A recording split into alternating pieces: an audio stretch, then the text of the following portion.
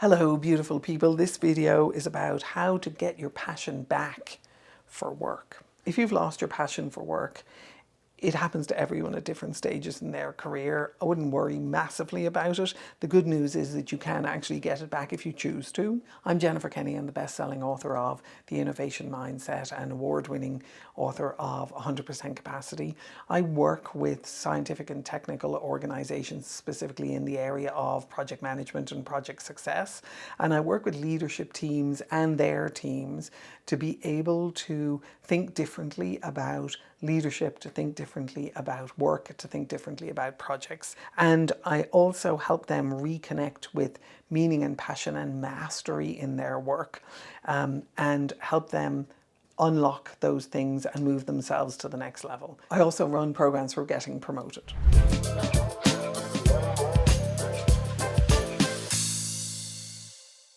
So when we think about losing our passion for our work, we almost look at it like it's something that we've lost or something that's gone away and that may or may not come back. I actually look at it a little bit differently. I look at it as a barometer of not doing enough self-care. And by that, I don't mean having bubble baths.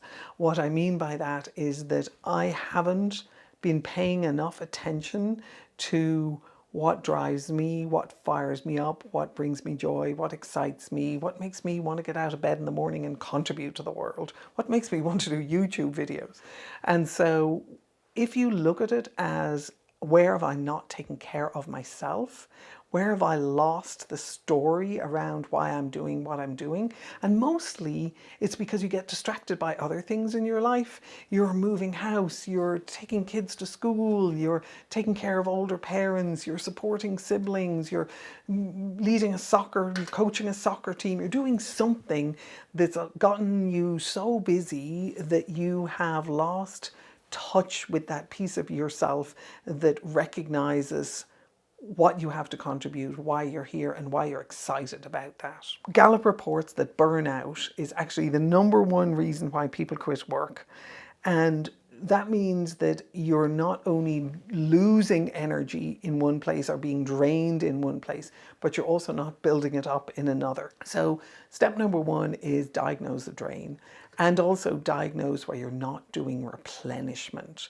So if you're going to do a big sprint for a project and say the project is a success, kudos to you, congratulations, go watch some of my other videos. But also if the project is a success and you step back from it and you have a feeling of burnout and exhaustion, you've got to do something to replenish yourself back in there. And sometimes that might mean that you take a vacation, it might mean you take a sabbatical, it might mean you move to another department, you try a new role, but you've got to learn over time what are the things that actually replenish you and bring you back to your sort of center of gravity. And then the other thing is to recognize, and I'm probably older than most of you listening, is to recognize life has cycles. You've got to give yourself permission sometimes to just slow down. You don't have to be chomping at the bit all the time. You don't have to be looking to get promoted every single year. Sometimes just breathing and showing up and living your life is really valuable as well, because that allows things to catch up for you and puts you in a position where you really begin to start thinking about what matters to you, and that might change significantly over your lifetime. I know it certainly has done for me. The other thing you can do is reconnect with your impact. So if you're one of these outward facing, very generous people, and I hope you are, is that you begin to look at who benefits from your work. So I actually have a little box at home where I keep thank you notes that people have sent me, or I keep recommendations that people have made for me, and a lot of them are handwritten, and they are absolutely amazing. They're amazing in terms of what they do for me. I have a friend who actually pastes them on his wall in his office, and anytime he feels like he's lost his connection with the impact that his work has, he spends an hour or two standing in front of his wall and he reads those and he recognizes what he's doing to serve other people. So all of us have a propensity and a drive to serve others. Now, sometimes you can do that so much that you forget yourself. So we're trying to look at that balance in there again.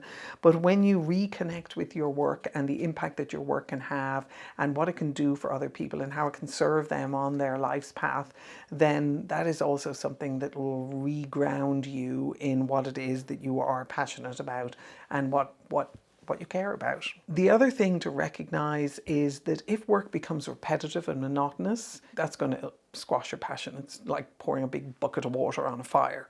And so you may just need more variety. Human beings thrive on novelty and variety. Now, some of us are a little bit scared of it and some of us don't rush into it, but we still need it as part of feeling alive and vibrant.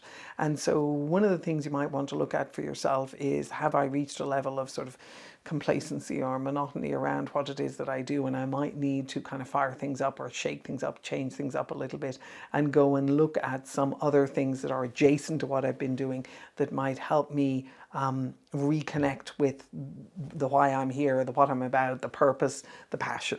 I talk a lot about old common sense and new common sense, and I think that we humanity are going through a huge shift at the moment. We're moving away from an old common sense that was very extractive and didn't pay a lot of attention to mental health, to restoration, to generativity, to us recognizing ourselves as really creative beings. And that made a lot of sense, when we were starting off building factories and manufacturing plants. It was very much about us doing the hard work to really be able to deliver value to our organizations and to our countries. But I think that we've reached a level of sophistication around our understanding of mental health and a sophistication around our understanding of wealth, that we are now in a position that we can begin to think more about in what environments do human beings thrive. And we've seen a huge outgrowth in the last probably 20 years around recognizing that, the Japanese term of forest bathing, that recognize that taking care of ourselves, being out in nature, appreciating our world, appreciating the beauty of our world is highly restorative for us. So one of the things to look at is our old common sense glorifies overwork. We put people on pedestals who work really hard and spend hours and hours laboring away. And one of the things that I think we're waking up to, and particularly the 30-something generation, is that we're recognizing that balance actually fuels energy and fuels contribution, and that boundaries restore passion. So as you think about, where am I depleting and where am I regenerating, think also about, where am I setting boundaries that allow me to be able to look after myself in the middle of this. And when you think about getting your passion back for work, think about it as I said at the beginning, you looking after yourself and taking a certain level of self-care. The other thing that I found super useful over the years is joy and gratitude. And I'm sure that you've heard this before, but if you don't have a practice around it, I recommend that you build one as fast as you possibly can. Now, practices take about 6 months to build, so there isn't really a shortcut. But creating micro joys, creating gratitude practices are really generative in terms of keeping you in alignment with yourself. And by that, what I mean is, you can't fake gratitude and you can't really fake joy. And when you're doing that. Like if you get a rubbish Christmas present from someone or a rubbish birthday present from someone and you're pretending that you're super excited about it, you're faking joy. And sometimes that's just a politeness, but you're doing that. So when it's authentic, when it's real joy and real gratitude, they're really hard to fake. So if you create practices for yourself where you go, what really is bringing me joy? What am I recognizing as being joyful for me, no matter how small it is? And it literally, and I hate to be utterly trite about this, but it literally is giving yourself a moment to smell the roses and really recognizing what it is brings you joy. And then also being grateful. The practice of being grateful is a hugely generative practice that really allows you to be able to stay in your center of gravity, stay in your energy that supports you, and build you back to a place where you are passionate about whatever it is that you do. I have a couple of other videos that talk about the tactics and the practicalities of restoring your passion for work or finding the job that you're passionate about.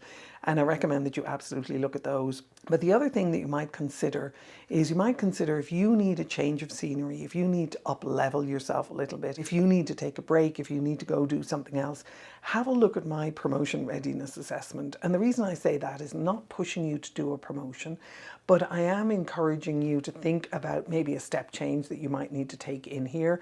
And you might go, I absolutely don't want to get promoted. I want to be able to step back and take a bit of a break. Or if I moved myself to a lateral promotion in a different area, that might be really valuable for me.